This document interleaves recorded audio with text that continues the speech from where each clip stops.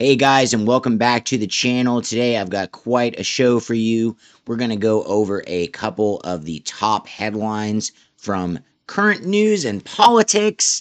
We don't have a mailbag feature today, but I do have a extra special ending because I did create a new song for use on this program. At the end of this video, this is why you need to always watch to the end.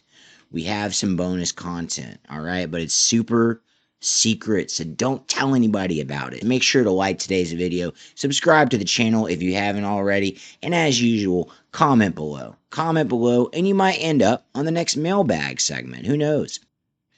So, some people in Southern California are having a really hard time right now because Southern California chemical tank at risk of exploding as 50,000 residents are ordered to evacuate.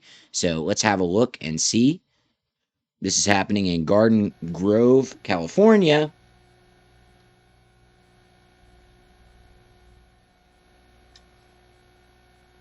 And this is absolutely terrifying because firefighters are cooling this container down to prevent it from exploding.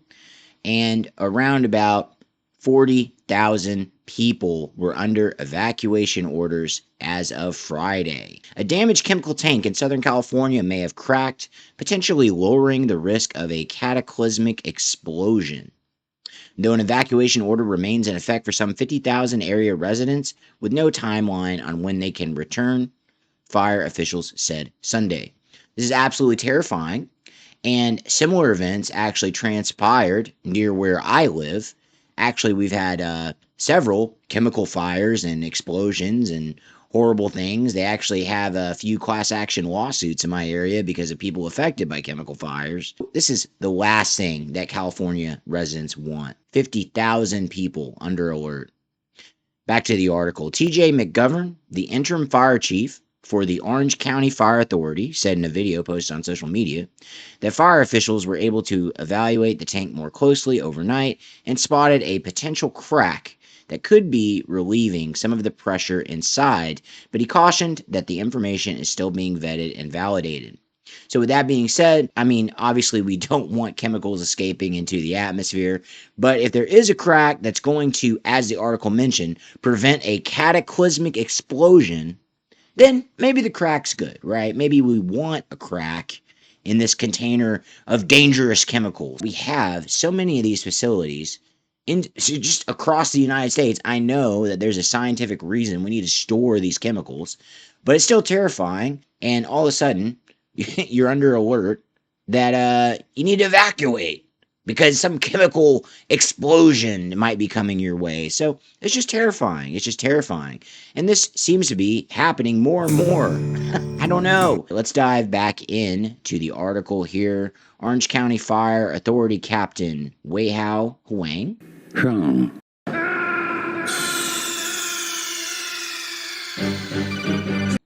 told the Associated Press earlier Sunday that it does not appear that any of the highly volatile chemicals in the tank have leaked.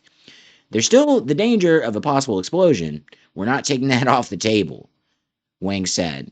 We are still operating as if that were as if that is the risk.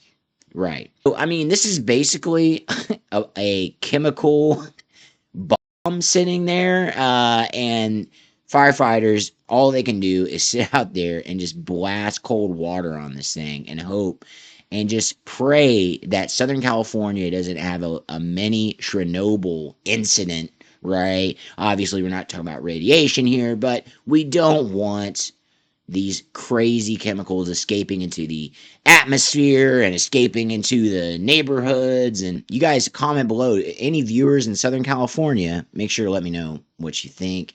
So again, the article is reiterating the tack crank could mitigate damage. A crack could be a welcome development, as it could mean product or pressure inside the tank is being released, reducing the chance the tank explodes, said Andrew Welton. But the thing is, we want a controlled crack, all right? So a little bit of crack is good, not too much crack. You don't want to go overboard with your crack on your volatile chemical container that's heating up and could possibly explode.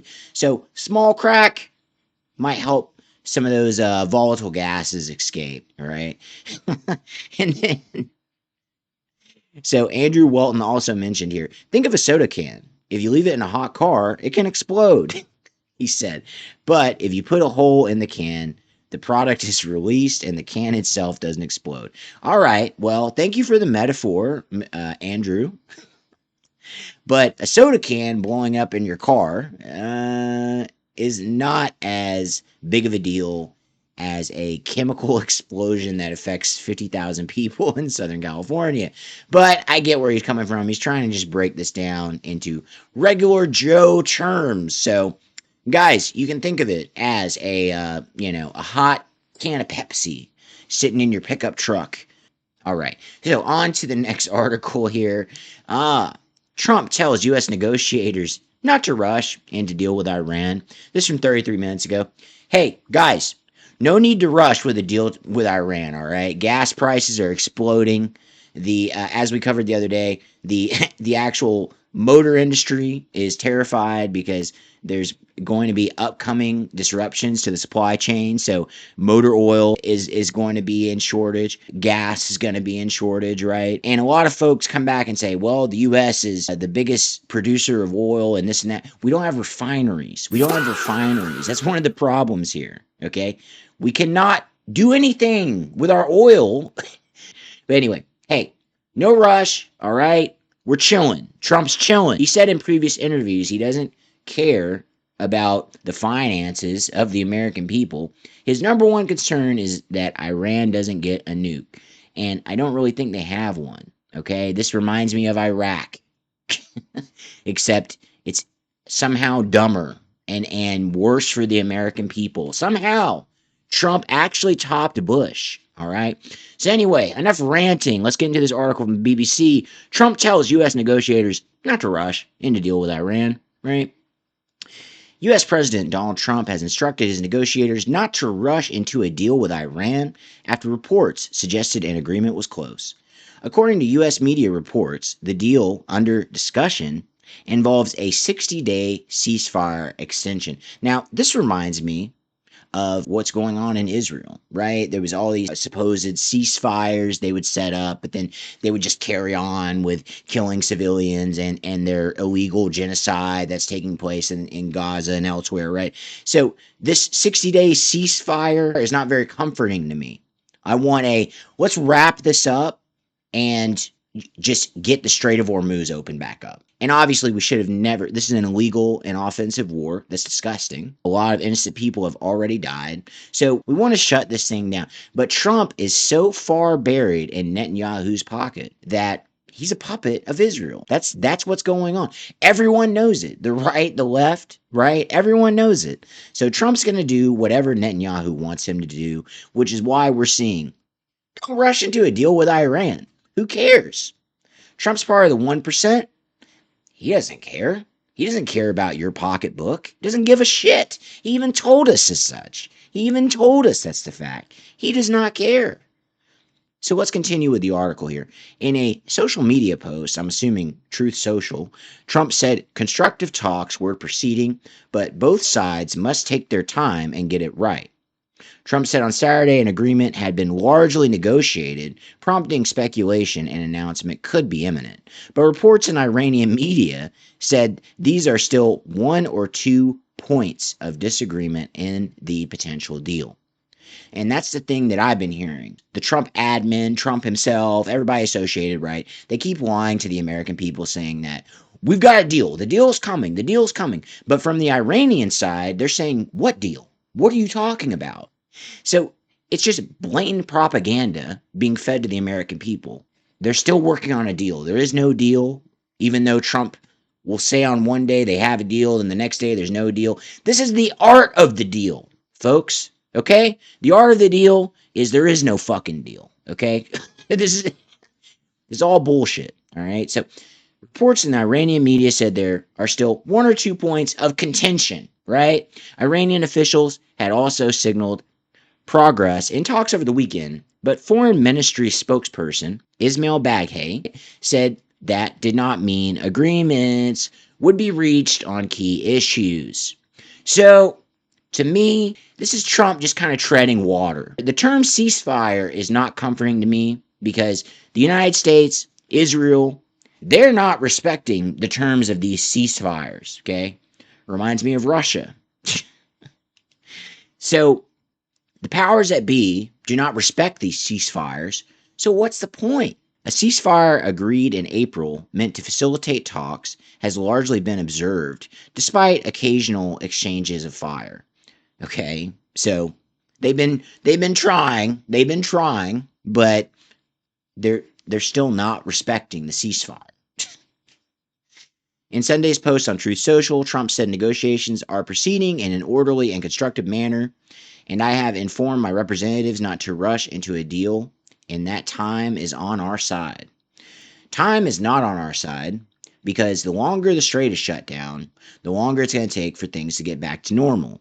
And shit is going to hit the fan because of the shutdown in the strait. We are seeing some of the effects already, but worse is on the way. More is coming. More reverberations of what's going on in the Strait of Hormuz is coming. And the American people are going to feel it. Everyone's going to feel it. Trump also said Iran must understand it cannot develop a nuclear weapon, a stance that he has frequently reiterated, and that is shared by Israel and other Western allies. The U.S. and its allies suspect that Iran is seeking to develop a nuclear weapon by enriching uranium, but Tehran has said its nuclear program is solely for peaceful purposes. And honestly, I believe Tehran over what the Trump admin is telling us, because we have been lied to by the Trump admin over and over and over. Eventually, you have to question what they're feeding the media. Okay? So, no big rush, guys. We're all going to keep paying a lot of money for gas. We're going to have shortages. There's going to be a lot of issues coming up. But Trump's not in a rush. There's no rush. You know, who cares to him? It doesn't directly affect him, so he doesn't care.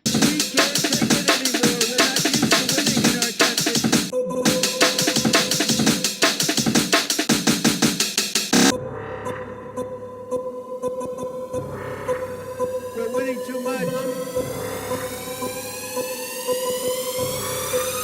We're winning too much.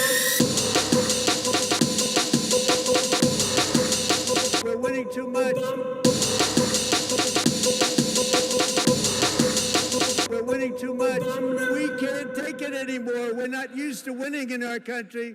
Until you came along, we're just always losing, but now we're winning too much.